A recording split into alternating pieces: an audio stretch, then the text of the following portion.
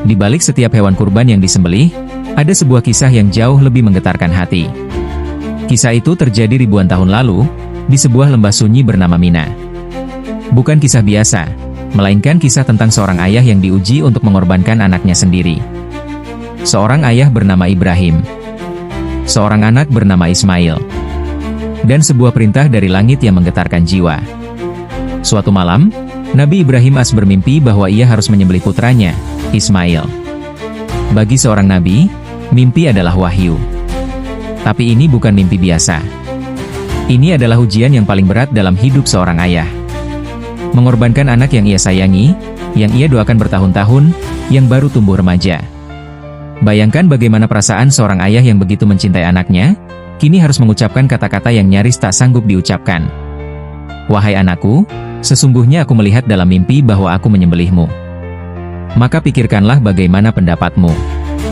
Tapi yang luar biasa, Ismail, anak muda yang syalih, hasil didikan ibunda Hajar dan ayahnya Ibrahim, menjawab dengan ketegaran luar biasa.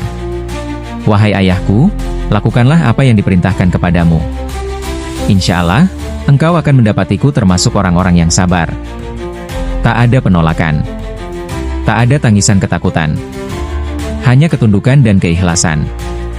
Inilah puncak ketaatan seorang anak kepada Tuhannya. Di padang Mina, mereka berdua berjalan menuju tempat penyembelihan. Ibrahim menggenggam erat tangan putranya. Ismail pasrah. Tangis mereka pecah, bukan karena ragu, tapi karena cinta. Bukan karena lemah, tapi karena kuatnya iman yang mengalahkan rasa. Dan ketika pisau hampir menyentuh leher Ismail, Allah memanggil. Wahai Ibrahim, sungguh, engkau telah membenarkan mimpi itu. Lalu Allah gantikan Ismail dengan seekor domba, sebagai tanda bahwa pengorbanan sejati adalah ketaatan, bukan darah. Kisah ini bukan hanya untuk dikenang. Ia adalah cermin untuk kita semua.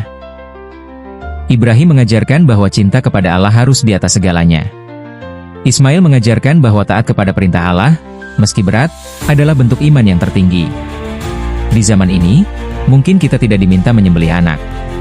Tapi kita diminta untuk menyembelih ego, hawa nafsu, dan keterikatan pada dunia yang seringkali lebih kita cintai dari Allah. Tangis Ibrahim dan Ismail di Mina bukan tangis kelemahan, tapi tangis kekuatan iman.